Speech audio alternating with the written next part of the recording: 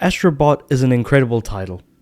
It effectively apes Mario Galaxy and gives it a PlayStation spin in the form of a no-phased protagonist in the form of Astrobot, who doesn't have its own identity, but rather its identity is the past of PlayStation and the collectibles. Rather than being, stars and things like that, it's instead other bots that are dressed up as well-known PlayStation characters. And while I say well-known PlayStation characters, it's very much pointing out that PlayStation was actually the, really well known for extremely good family games, platformers, stuff like that. I bet you wouldn't actually know that if you were born in the past 15 years and played PlayStation games thinking, wait, they made platformers? Because the thing is that yes they have, and that's kind of what us as older gamers I think yearn for the most, especially when it comes to PlayStation, because Crash and Spyro used to be mainstays of the PS1 days, and then on the PS2 we got stuff like Jak and Daxter, Ratchet and Clank. And don't get me wrong, Ratchet and Clank is still a series that is continuing to move forward, but the big problem was that we never got another Jak and Daxter game. And well, when it comes to Ratchet and Clank, Insomniac is working more on Marvel games than they are Ratchet and Clank games. And to some extent, during the PS3 era, I think we got too many Ratchet games that they tried to do something a little bit different with each one, and ultimately didn't do too well with the side games. Though the Ratchet and Clank future games were still quite solid by their own merit. But PlayStation says it's planning to release more family games like Astrobot. And then I thought about it for a moment and had to ask one very simple question. Astrobot doesn't have its own identity, so how on earth are you going to make family games that have their own identity, but above all else stand out well enough to hit that critical success that other platformers have done so in the past, especially regarding PlayStation? Because PlayStation, even though they were making platformers back in the day as well, they were still very, very successful from a critical perspective, because they did really, really well on Metacritic, among other things. Because keeping in mind, Astrobot's Metacritic is sitting at a 94, and that's insanely high, keeping in mind. But yeah, so going back, and I mean, like I said, keeping in mind, Astrobot is just a copy and paste of Mario Galaxy. But I digress. I feel like even Nintendo fans are yearning for more Mario Galaxy, so I suppose this is another way of getting it. Speaking during an earnings call on Thursday, Sony President Hiroki Totoki highlighted the Team Asobi platform's recent award success and said that it validated its intention to expand its family offerings in the future. At the Game Awards 2024, our first party title Astrobot won 4 categories, including Game of the Year, Best Family Game, and Best Family Game, the most of any title, he said. In addition, the live service game Helldivers 2, released February last year, won Best Ongoing and Best Multiplayer.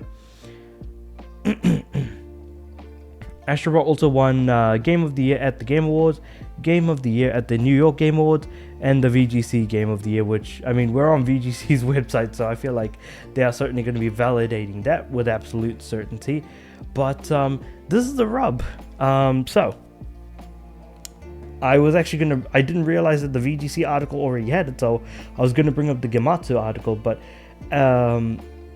as of November 3rd, which is about 9 weeks into its original release, the game only sold, I accidentally clicked on that link, sold 1.5 million units, and that's good sales, but I don't think that is the sort of sales numbers that would actually end up creating a sequel necessarily to Astrobot, because the thing is that that's actually not a lot, all things considered, because you might think, okay, the game only released on PS5, surely that's got to be enough. But the thing is that we don't really know the numbers as far as what the cost of Astrobot was and whether or not 1.5 million units is enough to recoup the cost and then some. But the problem is that not only are the devs going to have to recoup the cost, but they're also going to have to sell enough to the point where they're actually making a profit. And knowing that after the Insomniac leak, just how much stuff like Spider-Man and Spider-Man 2 costs, and them needing to sell 7 to 8 million units in order to even be able to break even, really does make me sit down and think, is this actually going to be a viable alternative by making shorter, cheaper titles? Because the thing is that we look at Astrobot and immediately assume surely it must have been a cheaper title to make because it's, not particularly long or anything.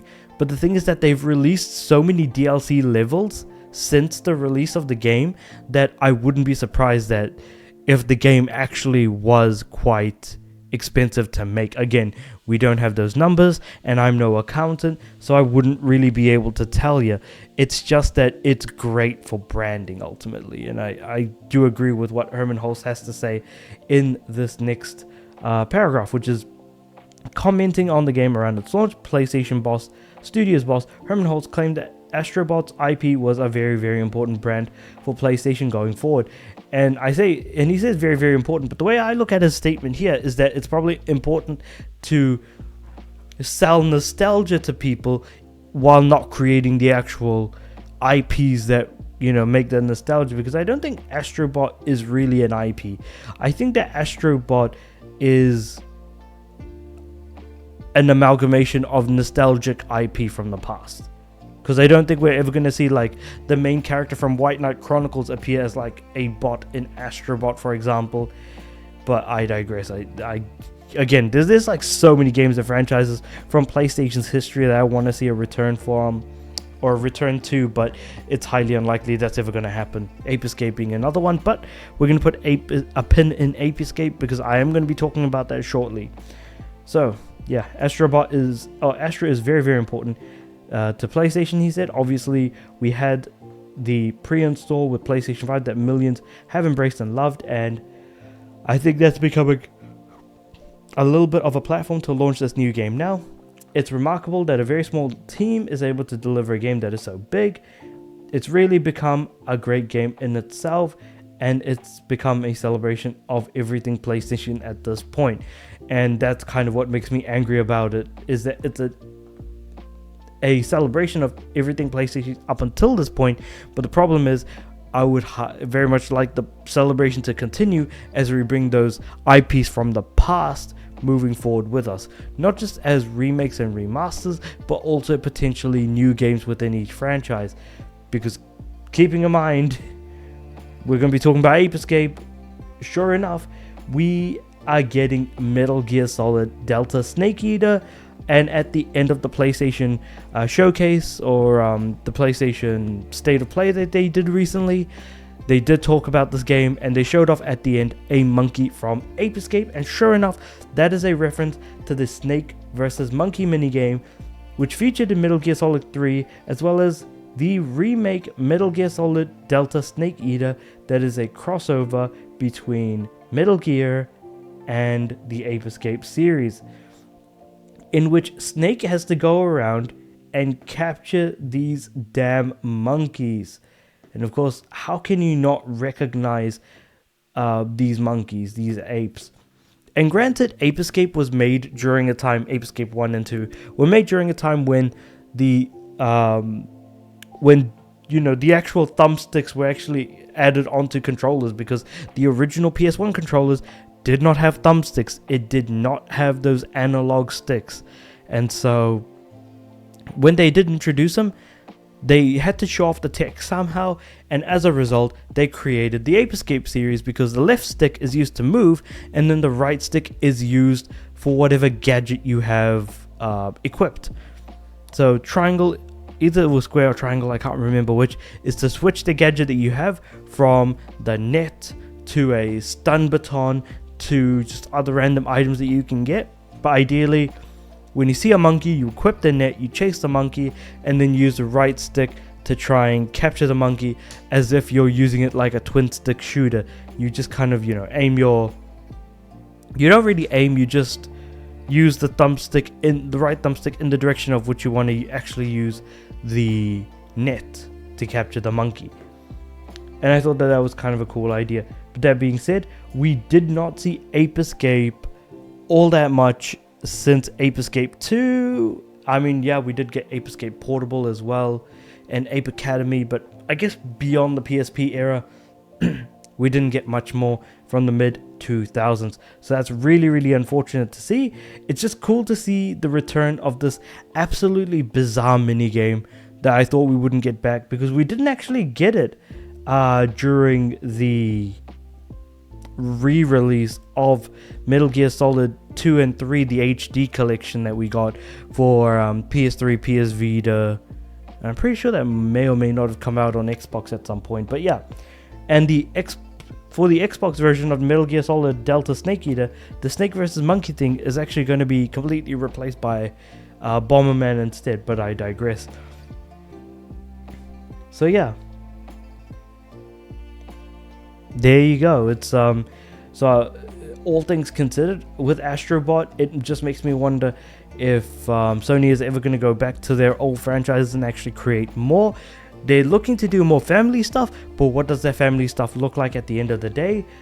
The fact that Astrobot only sold 1.5 million copies during its first 9 weeks makes me a little concerned that it didn't sell enough to, you know, warrant a sequel. But I really am hoping to see more, because again, the game did hit some really high highs with its universal acclaim from a critical perspective, and while it deserves it, being a competent or better than competent copy of Mario Galaxy, it's still worth considering that Astrobot needs to, I think, build up its own identity that isn't the identity of the nostalgia bait that is being used in the game itself.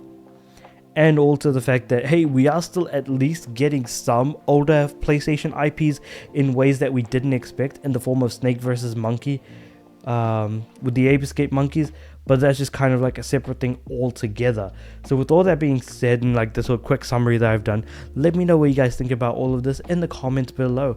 Like the video if you like to, subscribe to the channel. I'm aiming for 500 subs by the end of the year. And with all that being said, I do upload every day, so I'll see you guys tomorrow.